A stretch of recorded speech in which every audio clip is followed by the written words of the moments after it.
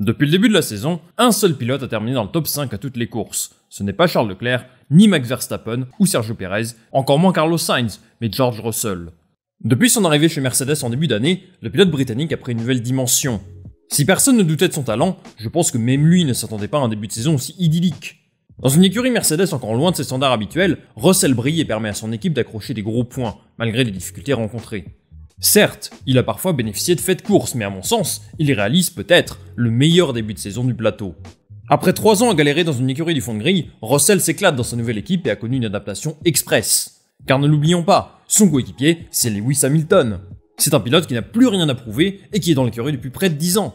Ce qui est fort, c'est que Russell s'est hissé directement à son niveau. Pour l'instant, ils sont à égalité en qualif et il est devant lui au classement général.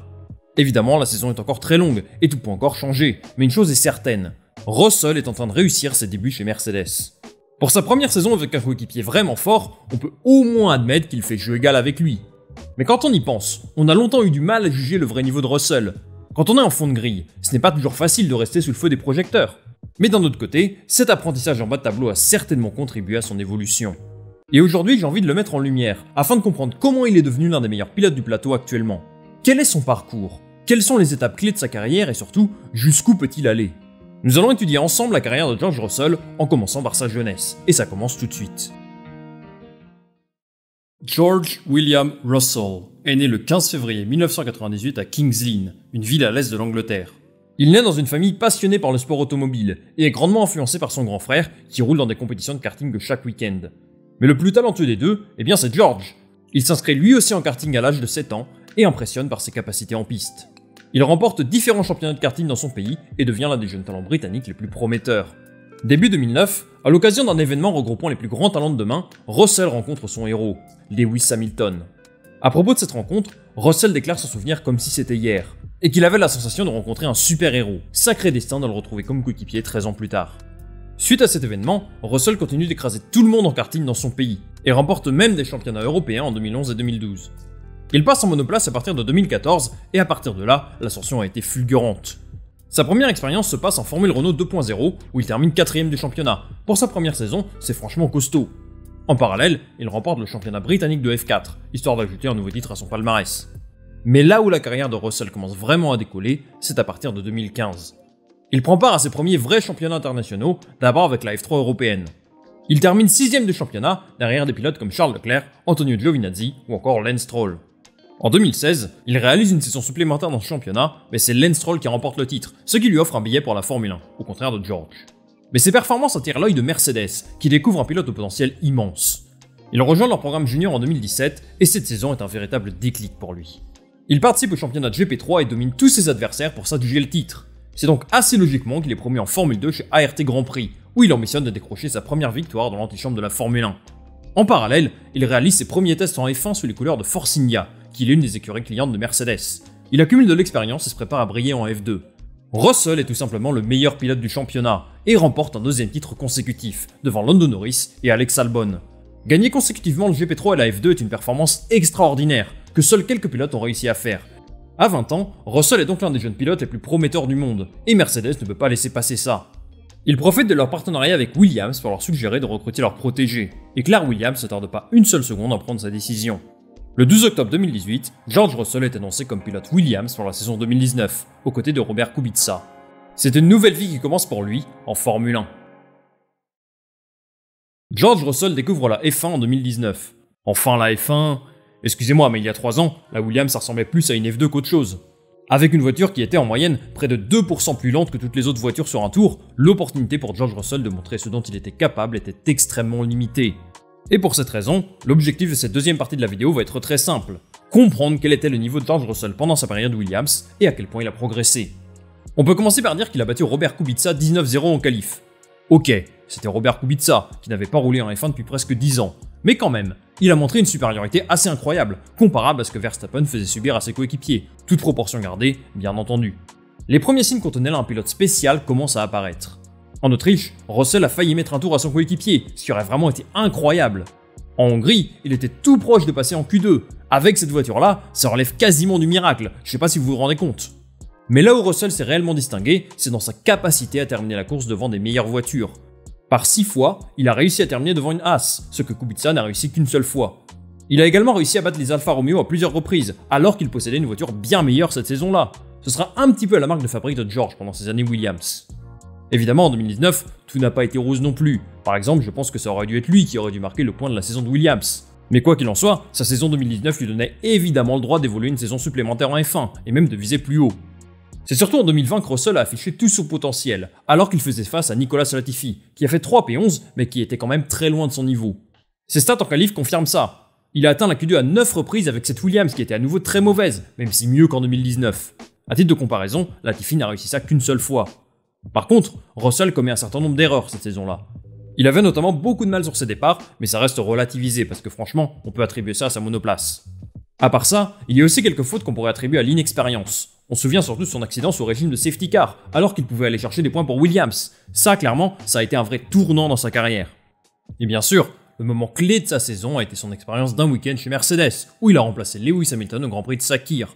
En qualif, il est passé à rien du tout de prendre la pole position à Bottas, alors qu'il connaissait à peine la voiture.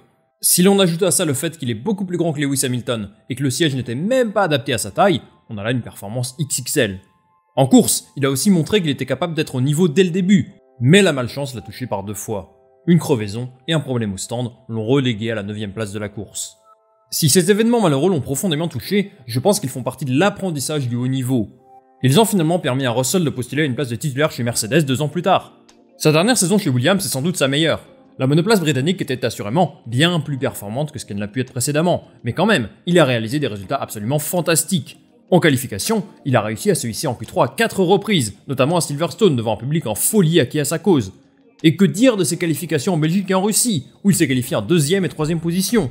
Sincèrement, est-ce qu'on aurait pu imaginer à la Williams faire ça? Il a marqué des points à plusieurs reprises cette saison-là, il a été un excellent leader pour Williams. Il s'est même invité sur le podium en Belgique, mais franchement, je préfère ne pas parler de cette course, si on peut appeler ça comme ça. Il faut quand même mentionner les quelques erreurs qu'il a pu commettre en 2021. Je pense notamment à sa qualif à Istanbul où il part à la faute à la fin de son tour, dans des conditions certes piégeuses. Mais le bilan de son aventure chez Williams est à mon sens très positif. Il a réussi à leur faire passer un cap en marquant des points à plusieurs reprises. Il était là depuis le début des difficultés et s'est accroché pendant 3 longues saisons pour amener son équipe vers le haut.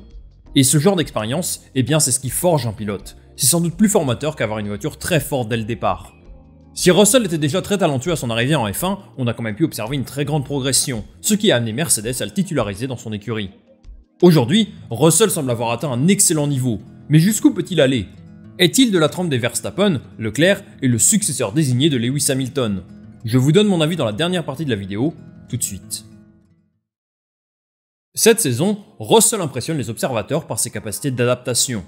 Il est arrivé dans une écurie dévouée à Lewis Hamilton, qui avait pour habitude de détruire Valtteri Bottas chaque année depuis 2017. Mais en quelques mois seulement, George me donne la sensation qu'il a presque offert plus de résistance que Bottas pendant 5 ans. Je pense que 2 choses peuvent expliquer ça. D'abord, les voitures de 2022 n'ont rien à voir avec celles d'avant, en particulier la Mercedes. Hamilton paraît en difficulté sur cette voiture, en tout cas plus qu'avant, même si ça a tendance à s'améliorer sur les derniers Grands Prix. Russell, au contraire, est épanoui dans cette monoplace qu'il apprécie, même si le marsounage lui a donné beaucoup de maux de tête.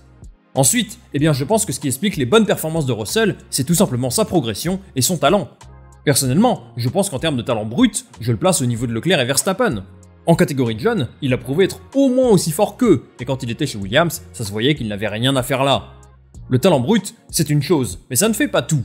Dans sa carrière, il n'a finalement eu qu'une seule fois la chance d'avoir une monoplace capable de jouer la victoire à la régulière, c'était à Bahreïn en 2020. Même à Barcelone le week-end dernier, sa voiture restait un petit peu en dessous des Red Bull et Ferrari en termes de rythme pur. Ce que je veux dire, c'est que pour l'instant, il n'a pas eu une voiture capable de jouer un championnat. Et à mon avis, c'est à ce niveau-là qu'on peut juger les véritables capacités d'un pilote. La capacité à gagner un grand prix, à résister à la pression et aux guerres politiques du paddock, et surtout, la capacité à maintenir un même niveau de performance sur l'entièreté d'une saison. George Russell a également bénéficié de quelques faits de course qui rendent son bilan comptable un peu flatteur, mais il n'en reste pas moins un pilote très impressionnant en 2022. Et ce qui fait peur, c'est qu'on n'a pas encore vu toute l'étendue de son potentiel. À l'image de Verstappen à ses débuts chez Red Bull, ou Charles Leclerc chez Ferrari, il va sans doute progresser. Il est déjà un excellent pilote de qualification, et il commence à montrer qu'il est capable de se battre en piste avec les meilleurs. Maintenant, la grande interrogation est autour des performances de Mercedes. George Russell ne devrait pas pouvoir se battre pour le titre cette saison, mais qui sait? Si sa monoplace continue de progresser, il y aura sans aucun doute des opportunités pour lui de se battre pour la victoire. Vous l'aurez compris, George Russell est pour moi un excellent pilote qui a les capacités pour devenir champion du monde un jour. S'il venait à battre Hamilton cette saison, ce serait déjà une excellente performance. Gardez simplement à l'esprit qu'il ne faut jamais enterrer Lewis, qui est capable de faire de deuxième partie de saison en mode boulet de canon, et ça, George en a conscience. En tout cas, j'ai hâte de voir comment évolue la Mercedes cette année. Réponse dès le prochain Grand Prix, à Monaco. Les amis, c'est la fin de cette vidéo, merci beaucoup de l'avoir regardé, dites-moi en commentaire ce que vous pensez de George Russell, et comme d'habitude, moi je vous invite à liker, à vous abonner, et à partager cette vidéo autour de vous si elle vous a plu. Je vous retrouve dès jeudi pour la preview du Grand Prix de Monaco. Salut, à la prochaine!